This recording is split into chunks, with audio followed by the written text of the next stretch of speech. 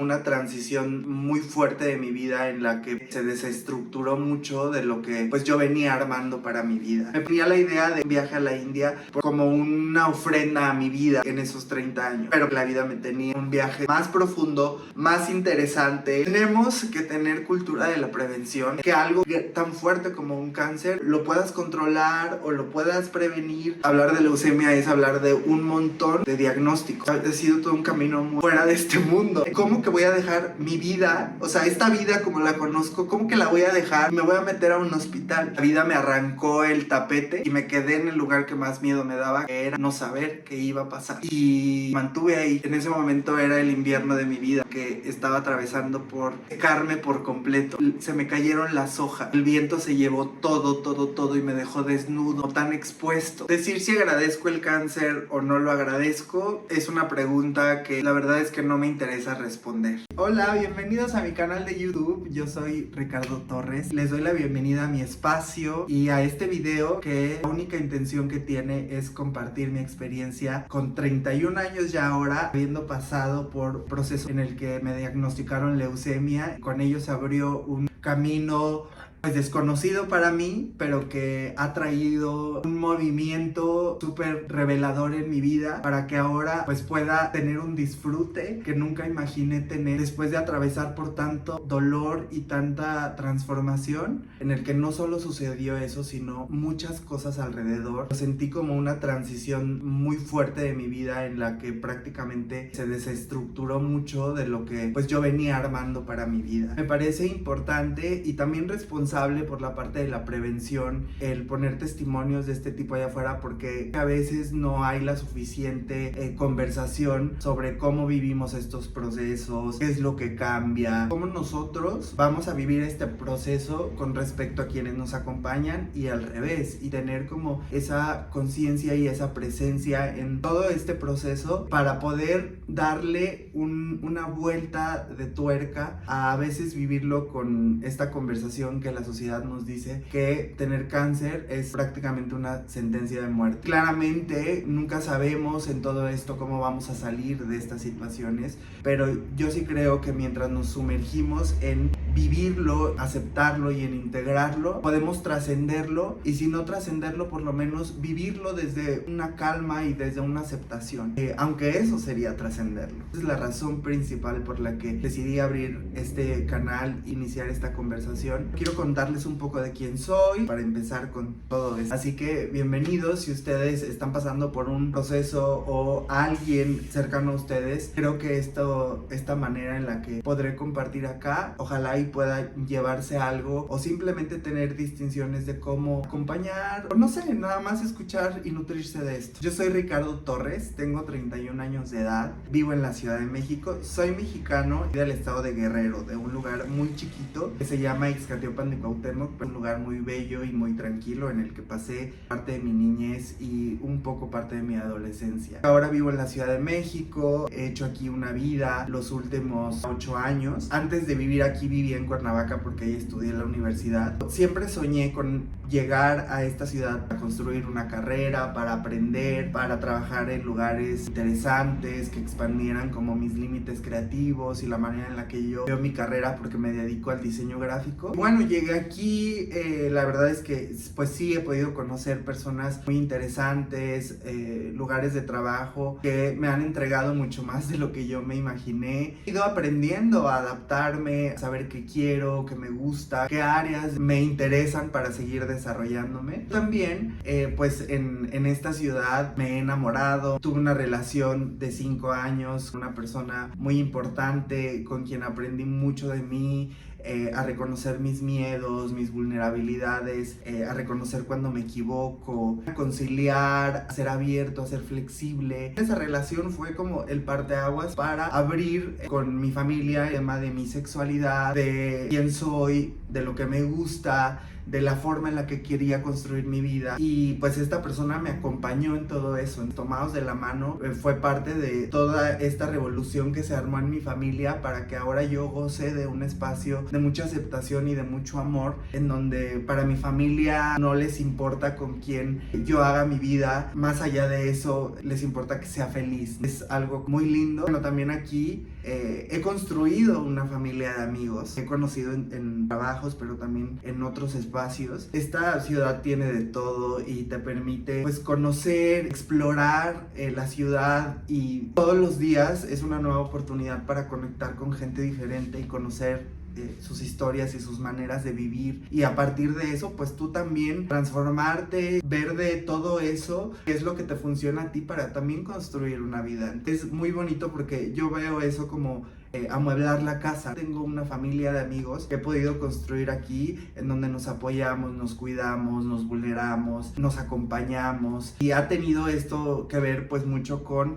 la filosofía de vida que yo he querido construir, que ahorita voy a hablar específicamente de eso. Entonces yo creo que cuando estamos lejos de nuestra familia, construir un núcleo de amigos, una pandilla, yo aquí en la Ciudad de México creo que eso últimamente es como muy común, y como que culturalmente lo estamos adoptando, de pues tener esas células de amigos que nos acompañen en momentos que también son duros, o también para celebrar y vivir la vida, ¿no? Que al final este mundo tiene de todo. En términos generales, soy una persona libre, reconozco que soy muy auténtico, cada vez he podido ir explorando cosas de mí, construido una relación conmigo mismo, con mi soledad, con mi manera de estar en mi vida, de no querer huir de ningún sitio, más bien disfrutar lo que tengo hoy, que claro que eso ha venido de la transformación de este proceso con el cáncer. También dentro de este ser que soy, parte de las cosas que me han interesado en mi vida ha sido sostenerme de la espiritualidad, del budismo, me sostengo mucho de la terapia, me gusta leer, tener espacios de silencio, meditar. Desde hace algunos años pude agarrarme de eso porque en 2013 mi abuela falleció. Mi abuela era prácticamente mi madre y quien me educó y con quien crecí. Quien hizo mucho del carácter y de la forma en la que yo veo la vida hoy, pues fue ella. Entonces, cuando ella muere, para mí fue la prueba viviente de que pues la muerte existía. Trastocaba como de una forma tan profunda, como agrietando el cemento que tenemos nosotros dentro, digamos, como esta fortaleza interna que lo agrieta y que duele, y te puede dejar imposibilitado. Y yo creo que a mí me metió en periodos de depresión muy prolongados. Fue algo que pues me derrumbó interiormente, ¿no? Que me metió en miedo. Yo creo que ese fue un momento muy trascendental porque hubo un entendimiento de que la vida dolía. Esto iba a pasar. Me metí como en un lugar de protegerme frente a querer amar a otros, vivir ciertas cosas por protegerme, y también el que algo le pasara pues a seres queridos. Me metí como en ese lugar como muy oscuro un par de años hasta que pues pedí ayuda, tomé acción sobre eso. En mi naturaleza sí está ser una persona como consciente con respecto a lo que tiene que hacer. Me pasó esto y acudí a un tanatólogo y me hice cargo de esta situación. Cuando han sucedido temas en los que no estoy bien, pues voy al psicólogo. Cuando tengo temas de salud, antes pues me pasaba muy poco, la verdad, pues también me hago cargo de eso. Una de las bases de mi vida es hacer lo que tengo que hacer aunque no me guste. Ahora lo he aprendido. No es que si te gusta comer o no, es que lo tienes que hacer. Es por tu salud y es porque para seguir funcionando, o sea, eso es necesidad natural del cuerpo hacerlo. Entonces hay muchas cosas que tenemos que hacer para poder pues seguir disfrutando de la vida en sus distintos colores, porque no siempre es oscura. Hay momentos en los que la verdad la vida es muy luminosa, y como que ver esa parte de la compensación y no solo meternos en los loops oscuros. Ahí fue el punto central para que yo tomara la decisión de cultivar esta vida que, si bien, bueno, la vida va a doler, la vida te puede desarmar de esta manera. ¿Qué tengo que hacer para sobrellevarlo bien? Porque no es que no vaya a doler o es que me vaya a vacunar contra eso, es que va a pasar, y cuando pase quiero estar en tierra firme, no de estar seguro de que no me va a pasar nada, sino de que aún con la posibilidad de que algo me pase, yo sepa voy a estar bien. También explorar caminos como la psicodelia, que han traído a mí la herramienta para poder navegar, ¿no? De esto específicamente, si quieren, hablo después. pero pues para mí sí, la psicodelia fue un espacio en el que yo entendí muchas cosas de mi vida, pude reordenar mis prioridades. El trabajo personal lo he venido desarrollando porque uno sabe que cuando va creciendo hay situaciones que pues a lo mejor no te hacen sentir bien y quieres como que cambiar todo eso, que poco a poco ha venido en mí una claridad de entender que no es que las cosas las podamos modificar y cambiar, sino quienes podemos hacer un movimiento de visión y de colocarnos en un lugar distinto para ver las cosas de una manera más amable o más objetiva o más reales, que generalmente cuando nos aterrizamos a esa realidad no es tan grave lo que está pasando. En mi familia ha sido también todo un viaje, más allá de a veces pelearnos con la familia que nos tocó, con la historia que nos tocó, pues hay que salirnos como que de ese mal trance o mal viaje y ver todo lo bello y lo positivo que nuestra familia nos ha dado para nuestra propia evolución. Mucho de lo que yo hoy soy y de lo que está aquí sentado frente a ustedes, pues tiene que ver con la familia que me ha tocado ser como ese terreno fértil para que yo florezca de la manera en la que he florecido. Entonces, hoy estoy en un lugar completamente en el que estaba a los 20, yo creo que vienes como con muchas heridas y muchas cosas que empiezas a cuestionar. Pues sí, como que piensas que el lugar en el que estás o la vida que te tocó no es la vida que quieres. Poco a poco he podido ver que no es eso, sino más bien es empezar a reconocer lo que sí hay y aprender a estar en donde estamos. Ayer fui a una conferencia donde una persona decía, ¿cómo ver amor en esas situaciones? A veces como que nos enojamos o creemos, ¿cómo vas a ver esto de un lado positivo? ¿Dónde ves el amor ahí? Pero si lo vemos más profundo, siempre hay algo que está sosteniendo de una forma buena eso que está sucediendo, aunque aparentemente no lo podamos ver. En resumen, soy una persona a la que le gusta trabajar mucho en sí mismo, en tener un entendimiento de la vida y que cada cosa que pasa en mi vida no la doy por ay, es algo que pasó y X. No, o sea, yo cada enfermedad, cada duelo, cada término de relación, dejar un trabajo, todo eso, logro sentarme a observar qué estoy aprendiendo de eso en ese momento. Porque eso es parte de sumergirte en la presencia de la vida y no dejar que la idea de que existe un futuro mejor te saque de disfrutar la vida en el presente. Y bueno, esto abre un melón para contarles que el 2024 fue el año más revelador de mi vida. Yo tenía 29 años, acababa de cumplirlos en noviembre del 2023, estaba cerrando mi relación de 5 años, donde pudimos florecer juntos en una vida en la que vivimos juntos, viajamos juntos. Esa relación pues nutrió mucho de lo que también soy ahora y de cómo quiero vivir mis relaciones. Dejó como un nivel muy alto en cuestión de cómo ahora el vínculo emocional hace sentido para mí en la parte amorosa, ¿no? Con otra persona.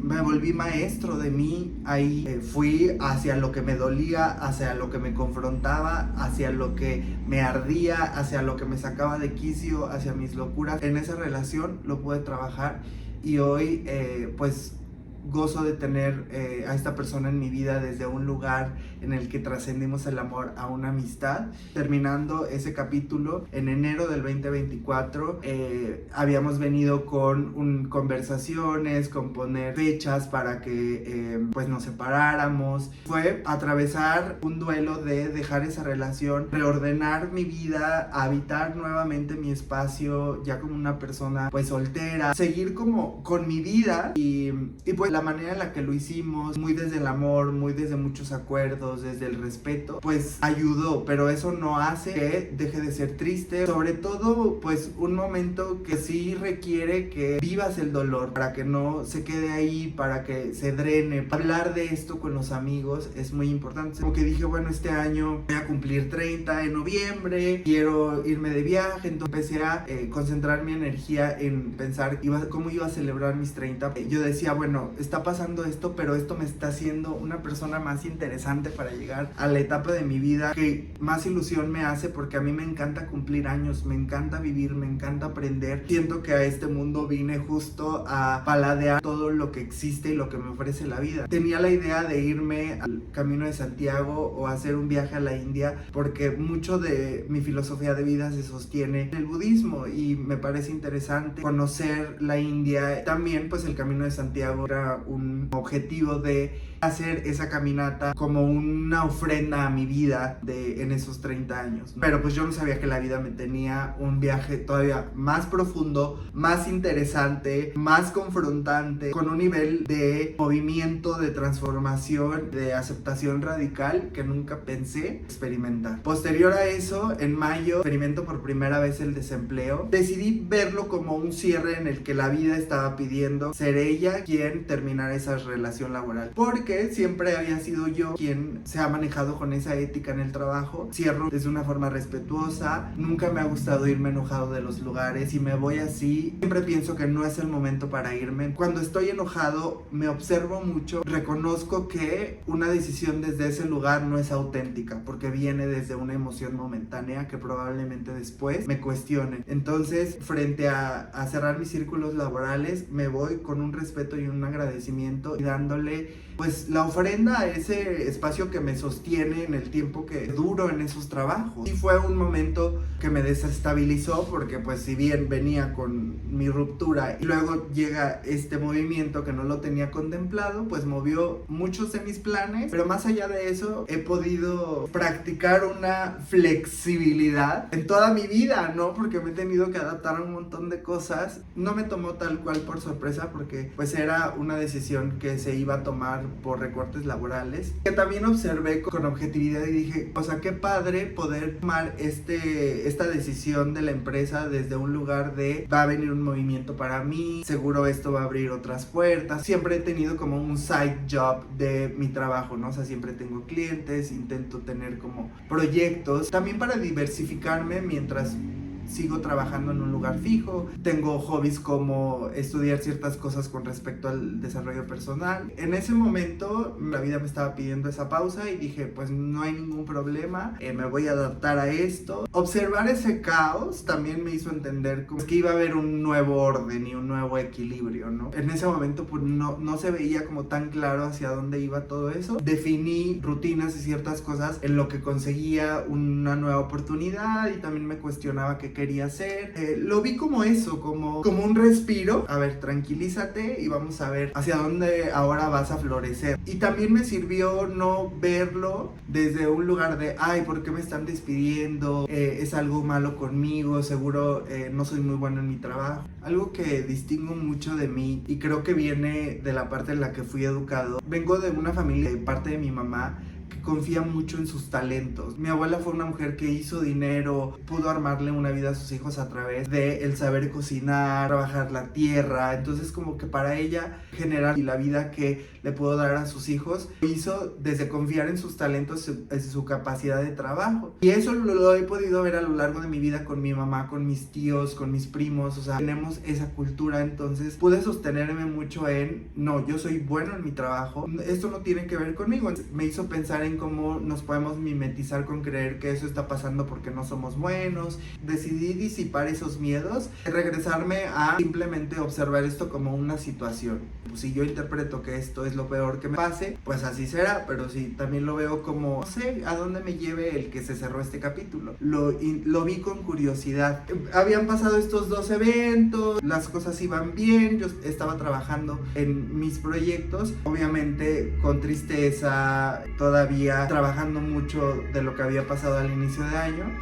Y entonces, en julio del 2024, empecé con síntomas. Empecé a tener tos, en las noches empecé a sudar, tenía mucho dolor en las articulaciones, tener inflamaciones acá en el esternón, también como en la clavícula. Me salieron como ciertas ronchas o manchas oscuras en el tórax.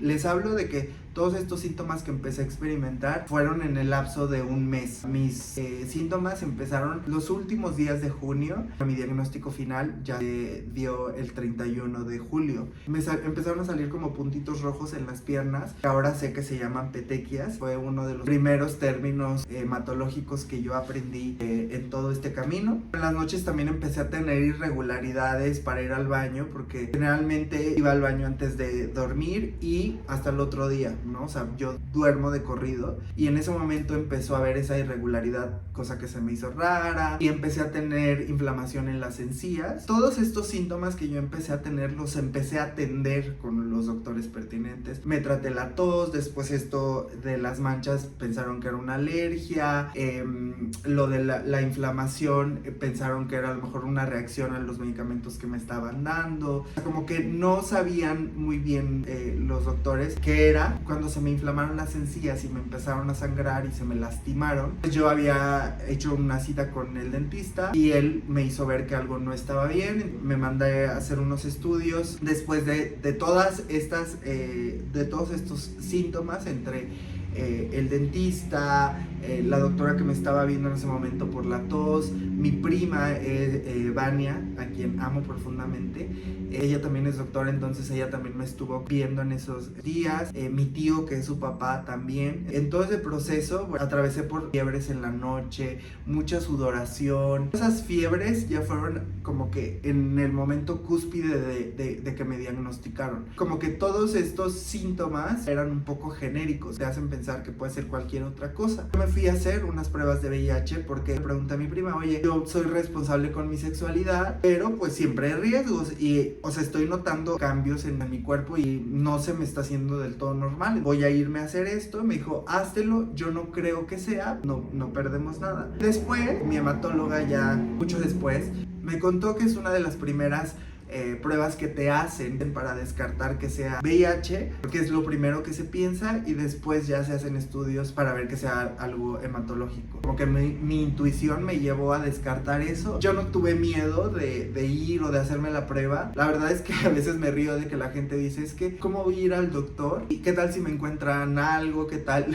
Y me da mucha risa porque es muy absurdo. O sea, tenemos que tener cultura de la prevención, no tener miedo a hacernos check-ups médicos, porque al final si algo saliera mal vamos a tener que atravesar. Es mejor ir a tiempo, hacerte esos estudios a tiempo, hacer que algo tan fuerte como un cáncer o lo puedas controlar o lo puedas prevenir. Quiero puntualizar mucho esa parte de la prevención. Por favor, hagan de esto parte de sus rutinas. Es muy importante siempre estar al pendiente de cómo nos sentimos, observar nuestro cuerpo. Mucho de lo que me ha llevado a ser responsable es meditar y escuchar mucho mi cuerpo. Conozco cuando algo en mi cuerpo no está bien y hay un desequilibrio en él. No me da miedo ir al doctor porque prefiero atenderlo a dejarlo pasar y que esto crezca. En todo este mes se dieron esas cosas. Me mandan a hacer unos estudios de sangre para revisar que efectivamente todo esté bien y resulta que no. Me entregan esos estudios. Tengo la suerte de tener en mi familia personas que se dedican a temas de la salud como Vania, su papá, mi sobrina Lupita, mi prima Fabi, varias personas que trabajan como que en la parte de la salud. Todas ellas fueron primero ese sostén en el que pudimos investigar pues qué estaba pasando, revisan los resultados de los análisis, se dan cuenta que algo no está bien, mandan a hacer otros estudios, se repiten porque en la incredulidad, sobre todo cuando es tu familia quien está ayudándote con eso, pues en el no creer que esto esté pasando o que sea cierto, llevó a querer confirmar que no estaba bien esto, ¿no? Vania fue quien da la noticia de algo no está bien con tu sangre y lo más probable es que sea cáncer en la sangre. Vania y yo tenemos una relación de hermanos. Ella es mi prima, pero crecimos prácticamente juntos desde muy chiquitos. Hemos compartido un montón de cosas. Ella sabe el amor tan grande que le tengo y yo sé también lo que significo para ella. El tener esta relación como tan profunda, yo sabía que lo que saliera de su boca o lo que ella me confirmara en su momento era muy acercado a lo que iba a pasar, ¿no? O sea, como que ella no me iba a mentir. Recuerdo que me dijo, nunca me imaginé que en mi carrera profesional yo tuviera que atravesar por esto y decirle a alguien que amo que va a tener que atravesar por este proceso tan fuerte, ¿no? Ahora lo veo desde una distancia con un profundo amor en el que ella me acobijó, porque saber que muchas de las cosas que a lo mejor me han dado miedo en la vida, que pues sí ha sido enfermarme enfermarme o tener como estas situaciones como tan dolorosas, a veces me hacen como regresar a ser pequeño, ¿no? Y ahí ese momento en el que dije, pues dime qué vamos a hacer, pero te quiero a mi lado. Y no solo se lo dije a ella, se lo dije a mi hermana, y mi tía nunca me dejó de la mano porque mi mami no vive en México, entonces no sabía lo que estaba pasando. En ese momento yo conocí a una familia que se volcó a protegerme, y yo me volví un niño pequeño que en ese momento no tenía la capacidad de hacerse cargo ni de ser independiente como lo venía haciendo. No tenía control de nada porque ya estaba físicamente muy cansado, muy drenado, muy mermado de energía, y pues todo esto estaba causando en mí una debilidad emocional y una fragilidad que sí necesitaba como volver a los brazos de mi familia. Y ahí fue esta reconexión con darme cuenta que mi familia es el hogar más maravilloso que me pudo haber tocado, porque este reto tan grande lo atravesamos de la mano todos juntos, hermanos, mis papás, mis tíos,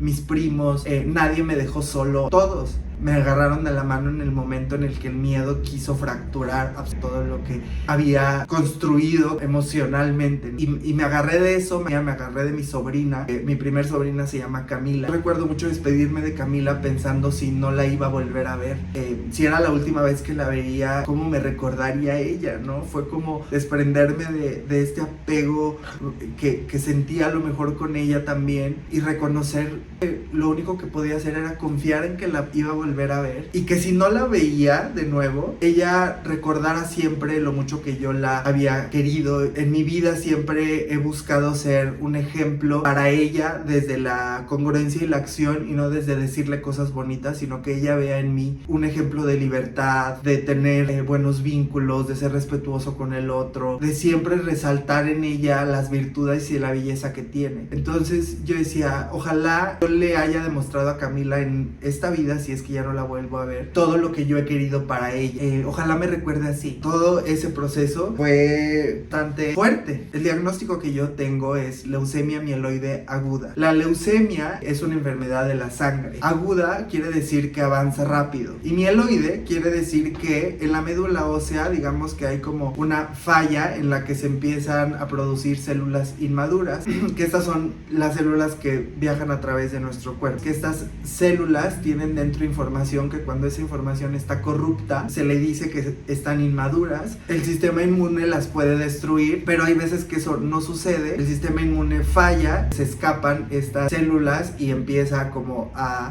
viajar por el cuerpo, y se empieza como que a saturar de células que no tienen ese filtro de calidad. Es como un proceso de decir, esta sí cumple con la calidad y esta no, porque puede enfermar, digamos. Una forma como muy sencilla de entender, para resumir, es una enfermedad agresiva de la sangre que afecta la producción de las células de la médula ósea. Hay diversos tratamientos. Este diagnóstico es uno de los muchos de tipos de leucemia que existen. Hablar de leucemia es hablar de un montón de diagnósticos. Eso hace que varíe también el tratamiento, las esperanzas de vida también. Lo primero que me tuvieron que realizar fue un estudio para saber el estado del cáncer y qué tipo de tratamiento iban a tener que hacer. Tuve la fortuna de que la vida me pusiera con un grupo de médicos que resuenan conmigo en que pudieron darme la información con objetividad, pero también con mucho respeto, con mucha sensibilidad, con esa disciplina o con ese rigor que yo necesito y con el que me gusta vivir mi vida, en el sentido de comprometerme a lo que tengo que hacer para, ¿no? Entonces todo ese equipo médico que me tocó, fueron un chorro de doctores los que estuvieron en todo este proceso, pero en esta primera parte, el doctor Servín, el doctor Gómez, el doctor Castellanos, la doctora Viri, fueron el team de médicos que se colocó detrás de mí y dijeron, vamos con todo, porque este es un reto que te vamos a ayudar a que puedas pasarlo. Lo que me explicó el doctor Servín a manera de cómo iba a empezar mi tratamiento, me dijo, imaginemos que tenemos una parcela de pasto, y el pasto verde significa tu sangre sana, tu cuerpo sano, y de pronto empiezan a secarse pastitos, pero no podemos ir eliminando cada pastito porque nos tardaríamos muchísimo y porque eso no es posible. Entonces necesitamos darle un tratamiento agresivo porque ese pastito se va a ir secando cada vez más y necesitamos erradicarlo. Lo que tenemos que hacer es poner gasolina, prenderle fuego y va a arrasar con el pasto bueno y con el pasto malo. vamos a limpiar ese terreno, vamos a dar cierto mantenimiento para que ese terreno se regenere y después las células que empiecen a salir ya sean células que no tienen ningún defecto en su interior. Eso habla de que iba a haber un reflorecimiento si ese espacio se limpiaba de basura. Me hizo verlo sí como el ejemplo para entender la enfermedad, pero también para verme a mí como ese terreno en general en mi vida. El cáncer vino a meterse en mi cuerpo, a arrasar con mucho de lo que había creído, de los miedos que tenía también. Vino a hacer mucho de mi reconciliación con la vida para volver a florecer, que ahora me siento en ese florecimiento. Veo la forma en la que me creció el pelo. Ha sido todo un camino muy fuera de este mundo. Así lo quise ver, no solo como el ejemplo de cómo iba a funcionar el tratamiento, sino que esto también iba a llevarse mucha de la basura interior que yo tenía. Me explicaron que iba a estar pues internado mucho tiempo, porque lo que hace la leucemia en un inicio pues es bajar las plaquetas, la hemoglobina, debilitar el cuerpo. En ese momento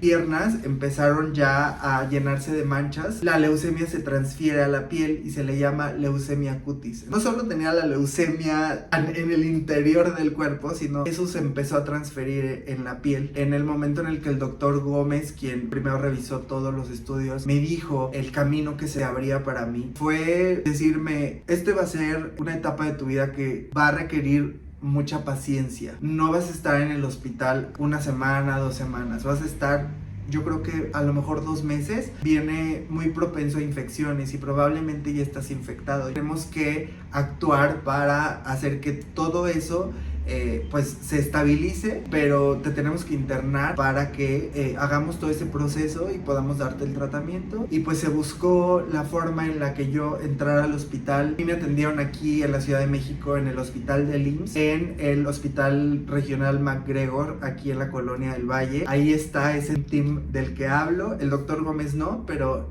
la doctora Viri, que es mi doctora, que me llevó todo el tratamiento, y el doctor Servín, que estuvo al inicio del tratamiento. Ellos están ahí, y todas las enfermeras, espero que si ven este video sepan lo agradecido que estoy porque me acompañaron, estaban atentas siempre a lo que yo necesitaba, se reían conmigo, me contaban cosas porque me permitían expresarme con ellas, porque creamos realmente una comunidad en ese momento en el que yo me sentía muy sostenido, en un lugar en el que me costaba mucho estar. Les digo que se abría como este capítulo de la paciencia, estos 29 años en los que venía cumpliendo mis sueños, amando, conociendo el mundo, descubriendo cosas nuevas. Me hacía una persona muy activa en la vida, ¿no? Siempre activa, nunca pasiva. De las cosas que más me podían generar una incomodidad era parar. Y ahí fue donde dije, a ver, la vida me pidió parar con la relación, con el trabajo, y ahora me está pidiendo parar en cuestión de cómo que voy a dejar mi vida, o sea, esta vida como la conozco, cómo que la voy a dejar, me voy a meter a un hospital. Ahí es donde viene primero esta parte de despedirme de mi vida, de despedir mucho de lo que yo creía, despedir mucho de esos capítulos que ya la vida me estaba pidiendo que le diera vuelta a la página, que me deshiciera de la identidad de lo que había creído ser hasta ese momento, de darle espacio a mi salud, de conocer que eso es lo que importaba en ese momento. Cuando entré en el hospital, mantenerme ahí me parecía injusto, me parecía que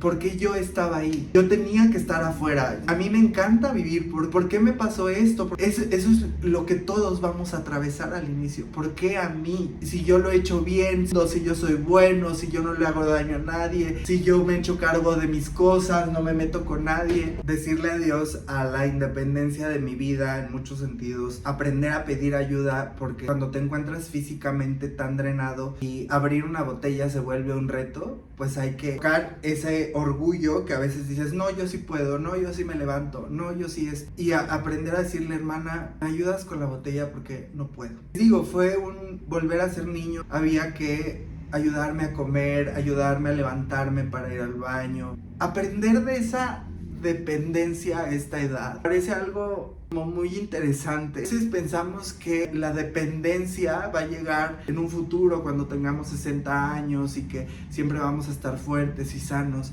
Y ahora el atravesar por esto a los 29, 30 años, tener el entendimiento de ser humilde ante que mi cuerpo no podía, aunque mi mente tampoco, permitirle a la vida la belleza de reconocer toda la gente que estaba dispuesta a ayudarme, porque no solo fue mi familia, un montón de personas alrededor, mis amigos, también amigos de mi familia. A lo mejor gente que no conozco, que estuvo dispuesta a rezar por mí. Ahí es donde puedes como quitarte el velo de la ilusión y reconocer que aunque la vida pareciera demasiado dura y demasiado fuerte, está sucediendo otra cosa ahí que si lo puedes ver, agárrate de eso, porque eso es lo que va a hacer que aceptes el lugar que te está tocando habitar ahí. Cuando uno comienza a descubrir lo que es el cáncer, lo que requiere caminarlo para tocar una curación o una esperanza de vida o una nueva oportunidad, estamos a ciegas. Parte de eso yo creo que es conectarnos con una confianza más profunda, de saber que las soluciones van a ir apareciendo. Nunca había pisado un hospital, no tenía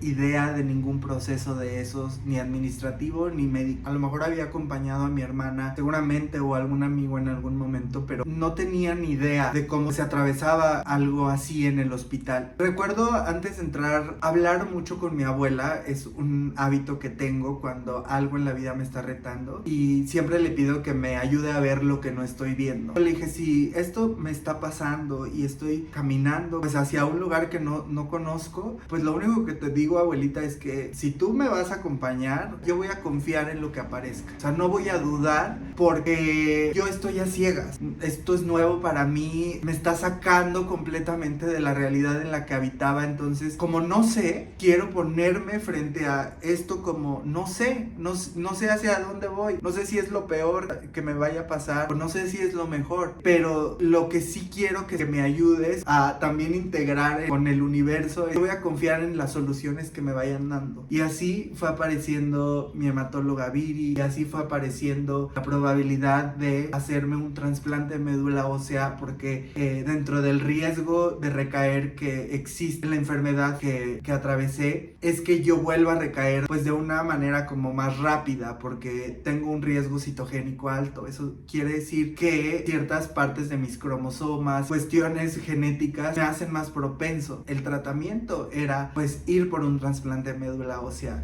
Eso yo nunca en mi vida lo había escuchado, yo no sabía de qué se trataba y hoy se los estoy diciendo aquí sentados. O sea, yo les pongo una foto de mi vida hace un año y les pongo una foto ahorita y es que soy completamente diferente en el mismo espacio. Yo creo que la energía también, mi energía también como que cambió, yo me siento muy distinto. Pienso que ponerme en esa apertura de no sé, me ayudó a abrazar las soluciones sin cuestionarlas, ¿no? Como que confiaba mucho en que si este doctor es el que se me puso enfrente, es porque él me va a ayudar. Si este es el tratamiento, es porque eso va a ser. El camino se fue encendiendo y también fue un reto económico porque pues obviamente esto mermó pues muchas cosas económicas en mi familia, pero también hubo mucha gente que me ayudó, mis amigos, darme cuenta que tengo amigos que, por ejemplo, mi amiga Perla y mi amiga Fer, que son como las más cercanas, digamos, porque tengo ya mucho tiempo también de convivir con ellas y de generar esta amistad. Cuando yo les dije, oigan, está pasando esto, pero ya voy para el hospital, algo que me dijo Perla, que a ella le dio paz desde el inicio. Wow, que se está haciendo cargo, aún con toda la noticia y todo lo que está pasando, se está haciendo cargo de lo que tiene que hacer y va a estar bien porque se está haciendo cargo de eso. Y esa certeza y como que ese apoyo y ese sostén lo recibí de todos mis amigos. Me dijeron, tú vas a estar bien, tú te vas a curar, porque lo vas a hacer, tienes todo para hacerlo. Mi tía, yo recuerdo que en uno de los procesos como más fuertes, ella me dijo, tú sabes qué tienes que hacer, hijo. El camino que has trazado en tu vida, de todo lo que lees, de todo lo que te nutres, de todo lo que practicas en tu vida, seguramente te va a llevar a trascender esto. Y no solo me lo decía ella, me lo decían los doctores, me lo decía mi psicóloga, y para mí sí fue muy importante escuchar que me pedía la vida, que me pedía mi cuerpo. ¿Qué me pedían las personas que estaban alrededor de mí? ¿Qué me pedía mi cuerpo? Me pedía parar y me pedía descansar. ¿Qué me pedía la vida? Aceptar, aprender a estar en donde estaba y a recibir todo eso que a lo mejor pensamos que no es bonito, que es incómodo, y abrirme a la curiosidad de saber para qué. pero que probablemente no lo iba a saber en ese momento. En el budismo se habla mucho de no tener como certeza ni suelo firme, que siempre estamos en la vacuidad. La vacuidad es el vacío, el no tener respuestas, y a los humanos lo que más nos aterra es no saber qué va a pasar. Y me tuve que mantener en esa vacuidad. La vida me arrancó el tapete y me quedé en el lugar que más miedo me daba, que era no saber qué iba a pasar. Y me mantuve ahí todos esos meses de quimioterapias. Mis quimioterapias duraban un mes de internamiento. Eran quimioterapias muy fuertes que hacían que mi cuerpo bajara muchísimo su energía, y mucho del equilibrio que necesita el cuerpo, pues ahí se desequilibra para otra vez regresar. Salía una semana y volví a entrar, y así estuve más o menos como 6 meses hasta que pues llegó el proceso del trasplante, que eso será otro video. ¿Qué rescato de todo esto? Una de las cosas importantes que ahora veo y que digo, wow, como colocarnos en ese lugar es súper poderoso. Yo nunca quise pensar que esta enfermedad se iba a quedar para siempre, pero no como un lugar de ya, quítenmela, sino que vivirlo con esta actitud, ¿no? Que se habla mucho de la actitud. Una de las cosas más importantes que yo he podido ver en este diagnóstico del cáncer ha sido la fortaleza tan grande que tengo para adaptarme, y también el no mimetizarme con creer que porque estoy atravesando por esta situación pierdo algo de mí. No permitirle a las circunstancias ni a la enfermedad llevarse quién soy. Este ser es el que ha habitado aquí, el que habla de esta manera, el que se expresa de esta forma,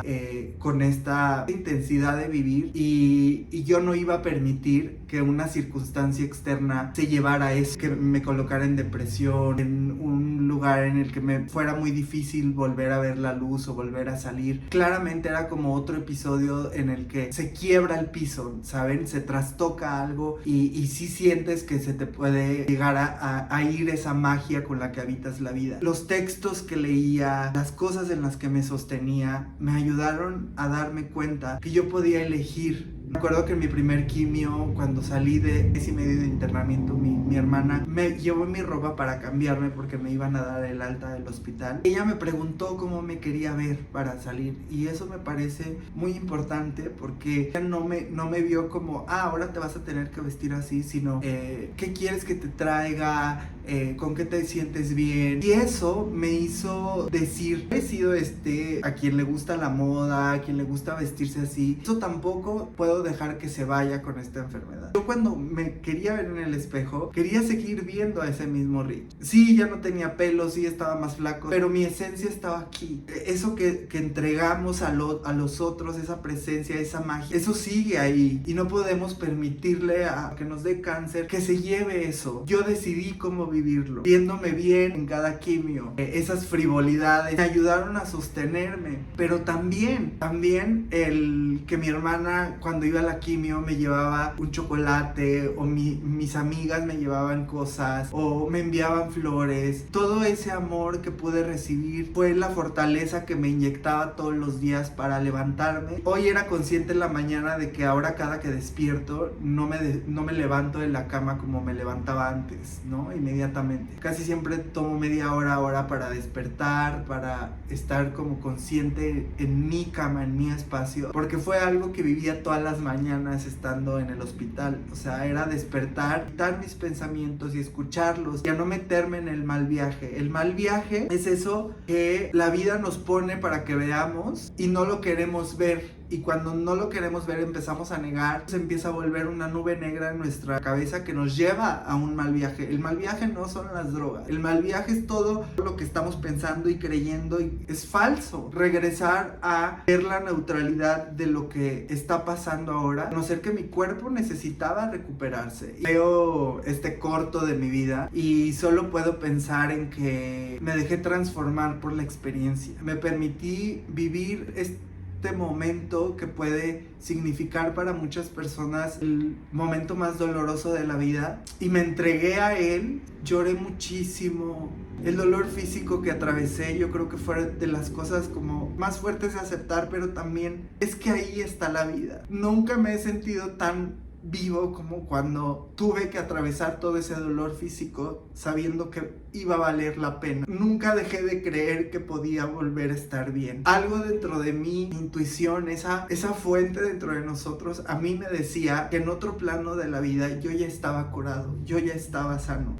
Yo decía que en ese momento era el invierno de mi vida porque estaba atravesando por secarme por completo. Se me cayeron las hojas, el viento se llevó todo y me dejó desnudo, me dejó a la intemperie, como tan expuesto. Y desde esa exposición de tanta duda, tanto miedo para mí, para todo el mundo que me estaba cobijando en ese momento, una de las como frases que se han quedado grabadas en mi vida: para hacer oro que brille hay que pasar por el fuego. Y acabo de pasar por el momento de mi vida en el que el fuego quemó absolutamente todas mis dudas, quemó sobre todo la inseguridad y la insatisfacción con la que probablemente venía viviendo mi vida, creyendo que hay una versión mejor de mí. Y el cáncer ha venido a permitirme aceptar quién soy, amar quién soy, amar a los que están a mi alrededor, sin importar cómo vivan sus vidas. Me vino a colocar en un lugar de dejar de buscar. Puedo sentarme a disfrutar a mi familia desde un lugar completamente diferente, a mis amigos también. Y hoy la forma en la que nos decimos te quiero, en la que nos demostramos el amor,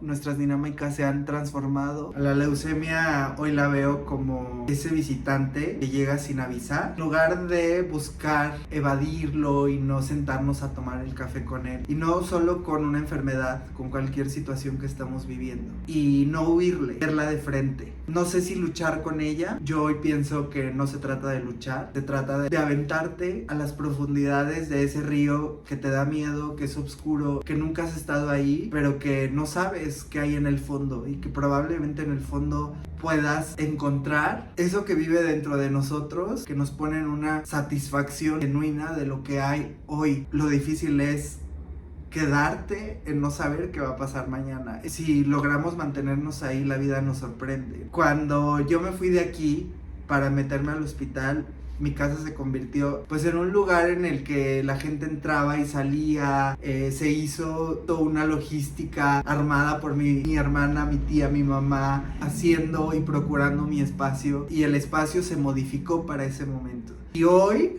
mi espacio ya está reordenado. Parte del trabajo que he hecho de introspección ahora es que reordené mi casa, reordené mi casa está ordenada y estoy feliz de estar en mi casa. Ahora estoy habitando un espacio que había sido mío, pero que ahora tiene otra energía, al que ya le avisé que ya pasamos eso, que así como le di la vuelta a la página y dejé morir mi identidad del Rich que llegaba a los 30 años para atravesar el cáncer y ahora renacer, mi vida se ha vuelto fascinante porque dejé de tener miedo a que se acabe, porque me he vivido cada segundo, cada minuto, viviendo entre hospitales y todo. La magia de la vida nos pone a una bebé preciosa que viene a recordarme todos los días de mi vida que ella floreció en ese momento tan turbulento y tan adverso. Pues cómo no me voy a enamorar de la vida. Si tú estás pasando por alguna situación, recuerda que solo tú sabes lo que estás sintiendo. Es auténtico tu dolor, se siente gigante en los momentos de mayor vulnerabilidad. Yo me acuerdo que me molestaba mucho que me dijeran échale ganas, eres un guerrero, eres muy fuerte. Me parecía como hasta cruel que me dijeran que le echara ganas, como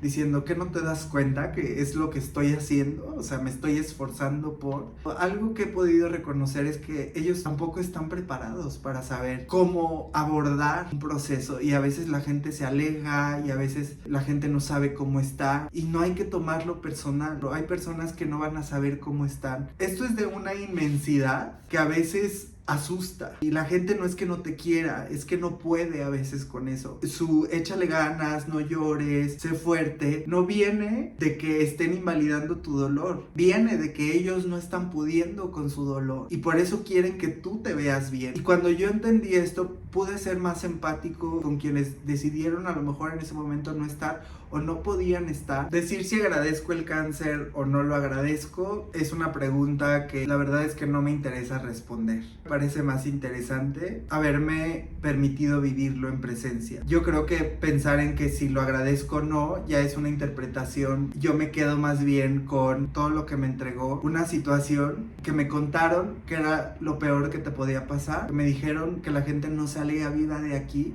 y que yo fui una persona afortunada no solo por el tratamiento, por la manera en la que la familia me contuvo, en la que mis amigos aparecieron, las circunstancias, cómo sucedieron. Mi hermana en cada quimioterapia me decía, venimos rápido, o sea, aquí venimos a lo que es, a tratar tu enfermedad y nos vamos a ir de aquí. Tuvimos la certeza de que íbamos a salir de ahí. Miren, después de todo esto, no solo se ha replanteado mi manera de vivir, porque ahora vivo la vida mucho más lento, desde la inspiración, entiendo mucho ahora de los ciclos de la vida, no apresuro nada de lo que piense que va a pasar, como que me aterrizo en la evidencia de lo que hay, de lo que sí puedo ver, y no de lo que yo me imagino que tendría que ser. Estoy mucho más auténtico conmigo mismo, abrazo mucho mi cuerpo, reconozco la inteligencia que tiene para decidir quedarse y permanecer. Creo que parte de la aceptación ha venido a reequilibrar.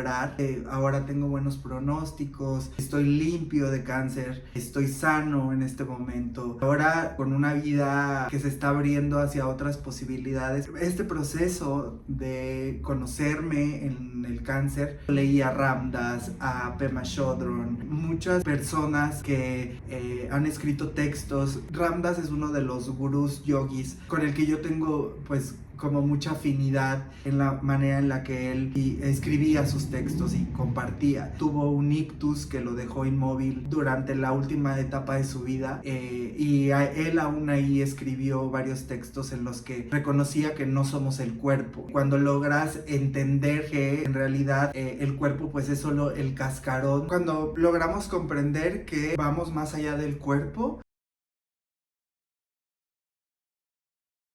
nuestra existencia va mucho más allá de un cuerpo físico. Te puedes enfocar en vivir la experiencia, en sumergirte en la enfermedad y después hacer una integración de esa. Que eso es lo que yo he decidido hacer con este video. Haré otra parte de este video contándoles un poco más de la experiencia de lo que fue ya el trasplante de médula ósea, que fue mi hermano quien me donó. Y solamente pues cerrar este video diciéndoles que hoy la vida me da una oportunidad en el que he podido redireccionar mucho de cómo opero ya mi vida. Mis círculos pues se transformaron. Pude encontrar una forma mucho más ahora auténtica de amarme, de quererme, de estar en el mundo, ya sin buscarle tanta explicación a lo que pasa. Entregarme a la experiencia de estar vivo. Tener la flexibilidad de hacer del dolor un maestro, de nunca perder el sentido, tener mi magia siempre a salvo, de comunicarle a la gente que está a mi alrededor que los amo, de seguir siendo congruente con que la vida siempre es más generosa de lo que decimos de ella. He dejado de ver una...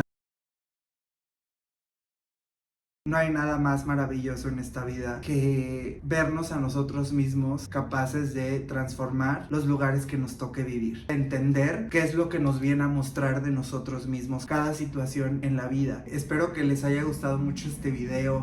Trataré de hacer contenido y de subir cosas. Dejaré mis redes sociales aquí abajo. Espero que algo de lo que yo haya compartido aquí pueda acompañar a alguien o simplemente que esta historia les permita vislumbrar nuevas formas de adaptarse a sus vidas sin necesidad de tener que pasar por una enfermedad o por una situación así. Para mí fue muy importante escuchar testimonios, pero no solo escuchar testimonios, sino ver personas que lo habían transitado no desde el miedo, sino desde la valentía y la entrega total. Y yo dije, yo quiero ser de esos, de los que no se resistan, de los que atraviesen el fuego para hacer oro que brille. Creo que después de todo esto, de esta noche tan oscura, fría, fría, turbulenta y de haber atravesado uno de los inviernos más gélidos de mi vida, estoy brillando con una luz que no había ni siquiera tocado en mi interior, porque pude deshacer el miedo que existe de vivir la vida aún con lo cabrona que se pueda poner. Les deseo a todos siempre la capacidad de aceptar lo que no pueden cambiar y de elegir eso como la materia prima para hacer algo de su vida maravilloso. Muchas gracias a todos por estar aquí.